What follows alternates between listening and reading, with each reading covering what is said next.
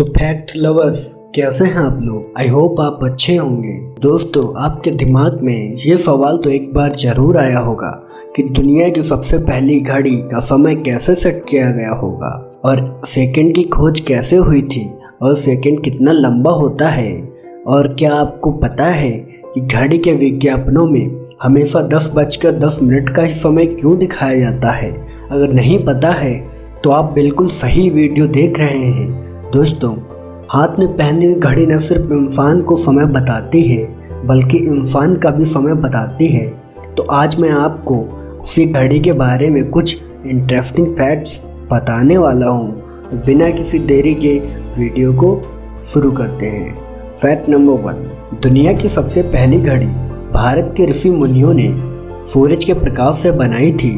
वे किसी भी पेड़ पर पड़ने वाली छाया से अनुमान लगाया करते थे कि समय क्या हुआ है। तो चलिए मैं आपको बताता हूँ कि प्रकाश से समय का पता कैसे लगाया जाता है। दरअसल सूर्य जैसे जैसे पूर्व से पश्चिम की तरफ जाता है तो उसी तरफ किसी वस्तु की छाया पश्चिम से पूर्व की तरफ चलती है। सूर्य लाइनों वाली सतह पर छाया डालता है जिससे दिन के समय घंटों का पता चलता है। सही समय देखने के लिए धूप घड़ी को पृथ्वी की धुरी की सीध में रखना पड़ता है।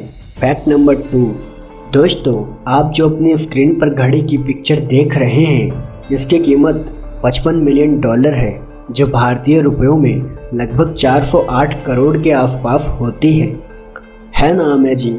लेकिन अब आप ये सोच रहे होंगे कि यह इतनी महंगी क्यों है। चलिए बताता हूँ क्या इतनी महंगी क्यों है। दोस्तों, इसमें 110 कैरेट के डायमंड्स का यूज़ किया गया है जो बहुत ही रेयर कलर और काफ़ी बड़े साइज के होते हैं, जो एक प्लेटिनम के ब्रेसलेट में सेट होते हैं। डायमंड के कुछ rare colour fancy vivid yellow, fancy intense pink, fancy light blue, fancy intense blue, fancy green और फैंसी ऑरेंज हैं। इसके अलावा कई अलग अलग शेप का उपयोग किया जाता है, जैसे heart shape, pear shape, Marquez, radiant और राउंड शेप। फैक्ट नंबर 3, दोस्तों, कभी न कभी इस बात पर आपका भी ध्यान गया होगा कि भले ही घड़ी का कोई बड़ा शोरूम हो या छोटी दुकान, वहाँ रखी सभी घड़ियाँ 10:10 पर ही क्यों रुकी होती हैं। तो दोस्तों, मैं आपको बताऊंगा कि आखिर क्यों शोरूम और एड्स में घड़ी 10:10 पर रुकी होती हैं। जब घड़ी में 10:10 होता है तो घड़ी बनाने वाली कंपनी का नाम अच्छे से साफ साफ दिखाई देता है।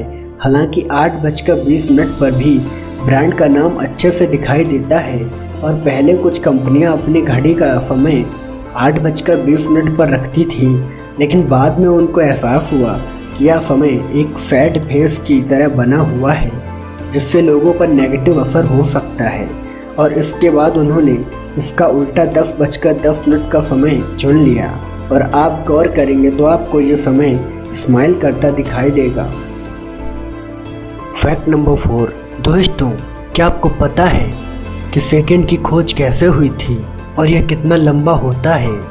तो दोस्तों, अगर नहीं पता है तो आज मैं आपको बताऊंगा कि सेकंड की खोज कैसे हुई थी। समय की गणना के लिए सबसे पहले सेकंड की खोज हुई थी। आपको जानकर अच्छा लगेगा कि सेकंड का नाम सेकंड इसलिए रखा गया है क्योंकि यह घंटे का दूसरा भाग है। घंटे का पहला भाग मिनट है। 1 घंटा 60 मिनट का और 1 मिनट 60 सेकंड का होता है, ये सबको पता है। लेकिन 1 सेकंड कितना लंबा होता है, क्या आपको ये पता है? अगर नहीं पता है तो चलिए मैं आपको बताता हूँ। तो इसका जवाब हर उस इंसान ने पढ़ा है जिसने अपनी ज़िंदगी में घड़ी देखी है। लेकिन ज़्यादातर लोग ये नहीं जानते हैं कि उन्होंने जो पढ़ा है वो कितना उपयोगी है। क्वार्ट्ज यह शब्द आपने अक्सर घड़ियों में पढ़ा होगा।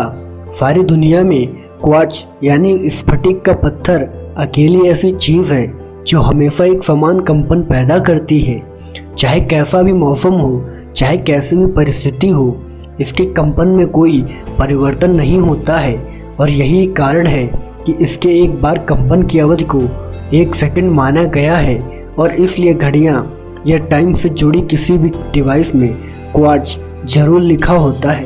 फैक्ट नंबर 5, क्या आपने कभी सोचा है कि 1 मिनट में 60 सेकंड, 1 घंटे में 60 मिनट होते हैं, तो एक दिन में 24 घंटे क्यों होते हैं, 60 घंटे क्यों नहीं होते हैं? तो मैं आपको बताऊंगा कि समय को नापने की सबसे बड़ी इकाई घंटा है, यानी समय को नापने की सबसे बड़ी इकाई दिन नहीं है। वैज्ञानिक कहते हैं कि लगभग 1.4 करोड़ साल पहले 18 घंटे का एक दिन हुआ करता था, यानी चंद्रमा 18 घंटे में पृथ्वी की परिक्रमा कर लेता था और धीरे धीरे चंद्रमा पृथ्वी से दूर जा रहा है। इसके साथ ही दिन में घंटों का खर्चा भी बढ़ रहा है और अब एक दिन 18 घंटों से बढ़कर 24 घंटे का हो गया है और शायद 50 लाख साल बाद एक दिन 60 घंटे का भी हो जाएगा। फैक्ट नंबर 6, दोस्तों क्या आपको पता है कि घड़ी लेफ्ट हैंड में ही क्यों पहनी जाती है? तो दोस्तों इसका जवाब बहुत ही रोचक है। लेफ्ट हैंड में घड़ी बांधने का मुख्य कारण अधिकतर लोगों का राइट हैंड होना है।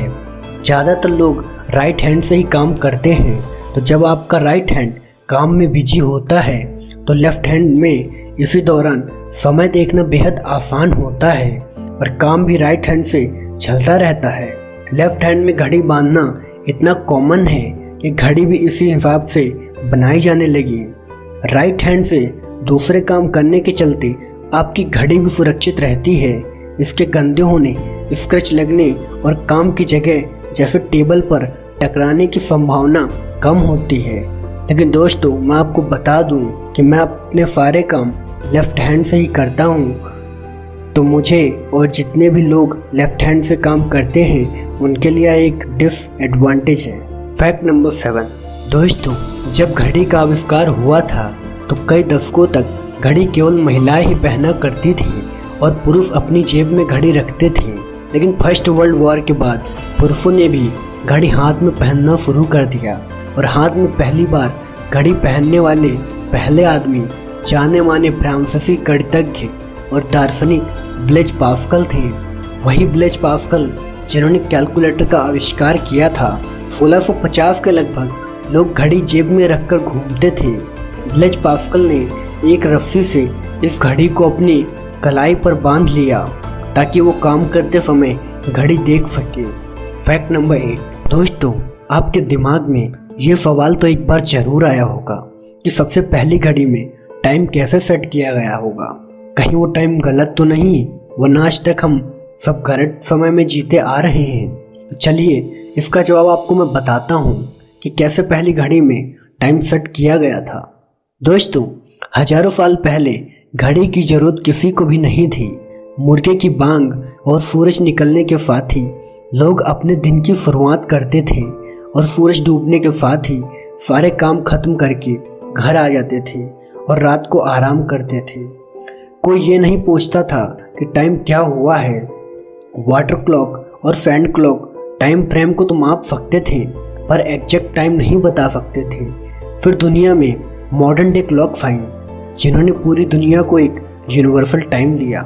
वैसे तो इसकी डेवलपमेंट में कई लोग स्मिथ ने काम किया था, लेकिन इसका सबसे ज़्यादा श्रेय दिया जाता है जर्मनी के पीटर हेनलिन को। दोस्तों सबसे पहले घड़ी में टाइम कैसे मिलाया गया होगा, इसे समझने से पहले हमें ये समझना होगा कि टाइम कोई नेचुरल या ऑब्जेक्टिव चीज़ नहीं है। यह हमेशा रिलेटिव होती है। मतलब हम पृथ्वी की किस जगह कहाँ से हैं, टाइम उस पर डिपेंड करता है। 19वीं सदी की शुरुआत तक टाइम कीपिंग एक झमेले भरा सौदा था। अकेले अमेरिकन रेलवे लगभग 75 अलग अलग टाइम जोन फॉलो करती थी और रसिया यूरोप से 13 दिन पीछे चलता था। फिर एक शख्स ने पूरी दुनिया को एक सिस्टमैटिक टाइम जोन्स में बांटने का सपना देखा जिसका नाम सैनफर्ड फ्लेमिंग, जो एक स्कॉटिश कैनेडियन इंजीनियर थे। 1884 में वॉशिंगटन अमेरिका में प्राइम मेरिडियन कॉन्फ्रेंस हुई जिसने पूरी दुनिया को 24 अलग अलग टाइम जोन्स में बांट दिया। रेफरेंस के लिए इंग्लैंड के ग्रीनविच को 0 लिया गया, टाइम जिसके 12 घंटे आगे या पीछे हो सकता था। और आज हम इसी टाइम जोन सिस्टम को फॉलो करते हैं और ग्रीनविच मेन टाइम लाइन के 5.5 घंटे आगे कि समय को अपना टाइम मानते हैं, इसलिए सबसे पहली घड़ी कैसे सेट की गई होगी इसके कोई मायने नहीं है, क्योंकि घड़ी बनाने वाले के पास कोई रेफरेंस ही नहीं था और वो अपने मन मुताबिक इस टाइम जोन को सेट कर सकता था। तो कुछ समझ आया क्या? अगर आया है तो वीडियो को लाइक कर दीजिए, और अगर आपने मेरे चैनल को अभी तक सब्सक्राइब नहीं कर रखा है तो कर दीजिए। Fact number 9। दोस्तों, आपके दिमाग में ये सवाल तो एक बार जरूर आया होगा कि एक घंटे में 60 मिनट क्यों होते हैं, 100 क्यों नहीं होते? तो सबसे पहले आपको यह समझना होगा कि समय की गणना के लिए सबसे बड़ी इकाई वर्ष, माह या फिर दिन से शुरू नहीं हुई है, बल्कि सबसे छोटी इकाई सेकंड से शुरू हुई है। सुमेरियन सभ्यता के लोग 60 की संख्या को ही 100% के बराबर मानते थे, और यही कारण है कि उन्होंने समय को भी 60 की संख्या से ही नापा और विभाजित कर दिया। दुनिया में कई अन्य सभ्यताओं भी थी और उन्होंने भी समय की गणना अपने अपने तरीके से की, परंतु अंत में दुनिया के विशेषज्ञों ने समय की गणना के लिए 60 की संख्या को ही मान्यता दे दी, क्योंकि यह गणना सबसे सटीक थी। यही कारण है कि मिनट में 60 सेकंड और एक घंटे में 60 मिनट होते हैं। Fact number 10। दोस्तों, वक्त के साथ हम बदलते हैं, हमारे हालात बदलते हैं, दिन बदलते हैं, महीने और साल बदलते हैं। बदलते वक्त का एहसास हमें हमारे साथ की घड़ी से अच्छा कौन करा सकता है? लेकिन क्या आपने कभी सोचा है कि दुनिया की सबसे पहली घड़ी कैसी दिखती होगी, उसे किसने बनाया होगा? तो दुनिया की सबसे पुरानी और पहली घड़ी के निर्माता पीटर हेनले को माना जाता है। हाल ही में उनकी घड़ी मिली है जिसको पोमेंडर नाम दिया गया है। इस घड़ी को दुनिया की सबसे पहली घड़ी के तौर पर मान्यता मिल रही है। दुनिया की सबसे पुरानी घड़ियां मूल्यांकन कर रही कमेटी ने ये कहा है कि सेब के आकार की यह पोमेंडर घड़ी दुनिया की सबसे पुरानी घड़ी है। इस कमेटी में हरमन ग्राइब, डॉक्टर पीटर मिल्किसन जैसे विशेषज्ञ शामिल थे। दोस्तों, इस घड़ी के दुनिया के सामने आने की कहानी भी बड़ी दिलचस्प है। घड़ी बनाने वाले एक युवक ने लंदन की कबाड़ी मार्केट से 10 पाउंड में 1987 में एक बॉक्स खरीदा था। उसी में यह घड़ी निकली थी। उसने यह घड़ी 2002 में बेच दी। इसी घड़ी के अगले मालिक ने भी इसे किसी और को बेच दिया। आगे चलकर यह घड़ी एक रिसर्चर ने खरीद ली, जिसने इस घड़ी को पहचान दिलाई, और इस घड़ी की कीमत 30 से 50 मिलियन यूरो, जो भारतीय रुपयों में 265 से 442 करोड़ रुपए के आसपास होती है। और इसकी कीमत जानकर इसके पुराने मालिकों का क्या हाल हुआ होगा, कमेंट में जरूर बताना। यह घड़ी कॉपर और सोने से बनी हुई थी। यह साल 1505 में बनी थी। तो दोस्तों, मेरा तो समय इतना अच्छा नहीं चल रहा कि यह मैं घड़ी खरीद पाऊँ। अगर आपका चल रहा है तो कमेंट में ज़रूर बताना। और आज के लिए बस इतना ही। मिलते हैं फिर अगली वीडियो में। और अगर वीडियो अच्छी लगी है तो वीडियो को लाइक कर दीजिए। कमेंट में बताइए आपको कौन सा फैक्ट सबसे ज़्यादा अच्छा लगा, और अगर मैंने कोई गलती की है वीडियो में वो भी कमेंट में बता दीजिए। और चैनल को सब्सक्राइब करना तो बिल्कुल मत भूलना। तो मिलते हैं फिर अगली वीडियो में, तब तक के लिए बाय बाय, टाटा।